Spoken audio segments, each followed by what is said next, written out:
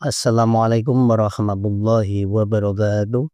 Video saya yang ini mengundang banyak reaksi dari netizen, tapi kebanyakan netizen-netizen ini menyalahkan beliau Gus Najih. Ya, ada beberapa yang mendukung beliau Gus Najih, tetapi kebanyakan para netizen itu berkomentar buruk bahwa Gus Najih iri dan lain sebagainya, lalu mengungkapkan argumentasi bahwa siapapun boleh berdakwah karena tidak ada yang tahu umur seseorang itu sampai 40 tahun atau tidak. Saya sebagai pendukung Gus Ikdam itu tidak seperti itu dalam menanggapi sindiran dari Gus Najih. Gus Najih tidak melarang seorang untuk berdakwah di usianya yang masih muda, di usianya yang belum mencapai 40 tahun. Tetapi Gus Najih mengatakan sebelum usia 40 tahun itu masih belajar dakwah, belum benar-benar mencapai derajat seorang yang sungguh-sungguh berdakwah. Karena apa? Ya karena banyak faktor ya. Salah satunya tentu dari keilmuan. Keilmuan itu belum matang biasanya sebelum umur 40 ya, dari berbagai hal lah ya. Saya tidak akan mengkritiki atau mengkritisi pembacaan redaksi Arab atau redaksi kitab yang dilakukan oleh Gus Ikdam. Itu sesuatu yang harus kita hargai, dan jika ada kesalahan-kesalahan itu kita anggap adalah sabqul lisan, kesalahan yang karena pleset lah begitu. Tetapi di video saya yang ini harus saya kritisi karena apa? Karena apa yang dilakukan Gus Ikdam itu bertentangan. Di awal beliau Gus Ikdam itu tidak mau menjawab salam dari seorang non-muslim yang mengaku beragama Nasrani. Di sini tentu umat Gus Ikdam akan mencontoh beliau. Oh, ini sudah benar. Gus Ikdam tidak mau menjawab salam dari umat Nasrani yang notabene kita katakan K4 Fir. Lalu kemudian kenapa di belakang Gus Ikdam malah meminta doa kepada orang Nasrani tersebut? Padahal di awal Gus Ikdam sudah benar bisa kita ikuti, yaitu tidak menjawab salam. Karena apa? Karena begini, salam itu kan doa.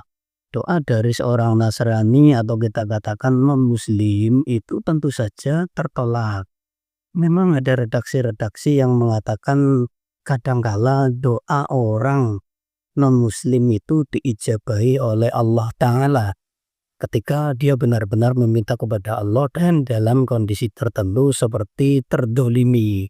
Maka kemungkinan juga salamnya bisa diterima oleh Allah Subhanahu wa Ta'ala karena salam itu meminta kepada Allah.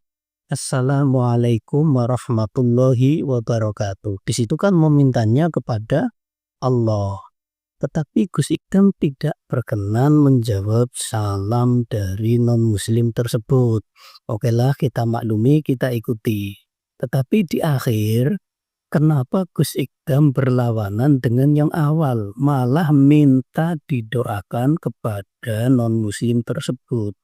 Padahal kita tahu seorang non-muslim berdoanya kepada siapa?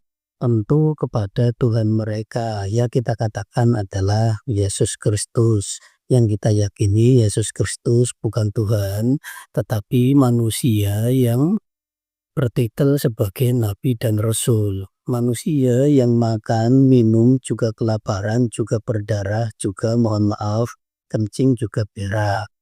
Bukan Tuhan. Jadi di sini Gus Ikdam itu ada pasulayan di dalam ajarannya sendiri. Ini bisa membingungkan umat. Makanya dari segi ini perkataan Gus Najih adalah benar. Gus Ikdam itu masih dalam tahap belajar berdakwah. Jadi kita ambil yang baik, kita tinggalkan yang buruk. Seperti ini pertentangan. Beliau Gus Ikdam tidak mau menjawab salam orang Nasrani karena salam itu notabene adalah doa kepada Allah yang diberikan kepada penjawab atau yang diberi salam. Tetapi kenapa di akhir Gus Ikdam malah minta didoakan kepada Nasrani tersebut? Ini kan bertentangan. Lalu kita akan ikut yang mana? Sementara ustadz-ustadz lain juga menyatakan bahwa minta didoakan kepada non-muslim itu tidak boleh. Karena bisa menciderai ketauhidan. Karena kita tahu non-muslim itu berdoa kepada selain Allah Subhanahu wa Ta'ala, kecuali salam itu tadi ya. Salam itu kan berdoanya kepada Allah. Makanya memang ada ulama yang memperkenankan menjawab salam non-muslim. Tetapi kita di sini harus menghargai pilihan Gus Ikdam yang tidak mau menjawab salam non-muslim. Cuma yang disayangkan, mengapa di belakang malah minta didoakan oleh non-muslim yang tadi tidak dijawab salamnya oleh Gus Ikdam. Jadi di sini bisa kita pahami bahwa Gus Najih itu tidak karena iri, Gus Najih itu tidak karena ingin kedudukan Gus Ikdam yang dipuja-puja oleh jutaan manusia.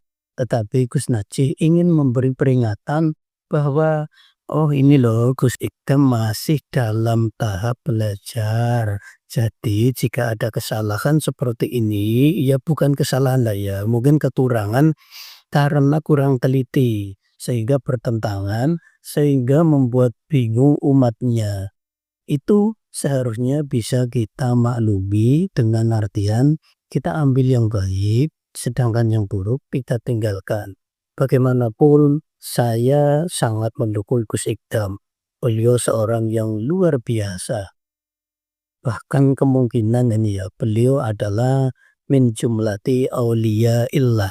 Salah satu dari kekasih-kekasih Allah di muka bumi ini. Sehingga kita ya harus hormat, harus sayang kepada beliau, juga mendukung dakwah beliau. Apalagi luar biasa sekali Gus Ikdam bisa merangkul kalangan-kalangan para pemuda, para geng motor, para pedangdut, para kobamers yang suka inilah ya. Itu dirangkul oleh Gus Ikdam sehingga bisa bertobat. Sehingga non-muslim juga banyak yang masuk Islam di tangan Gus Ikdam. Ini harus kita apresiasi, harus kita dukung, harus kita sokong jika punya dana ya. Program Gus Ikdam yang membagi-bagikan uang ketika beliau jalan-jalan, ketika beliau di komunitas jamaahnya itu sangat-sangat luar biasa. Ya kemarin sempat dikritik karena pilkada, oke sekarang pilkada sudah lewat. Jadi semoga saja itu tetap berlanjut dan sangat-sangat bagus. Mantap. Saya sekali lagi sangat mendukung Gus Ikdam, tetapi tidak menyalahkan Gus Najih.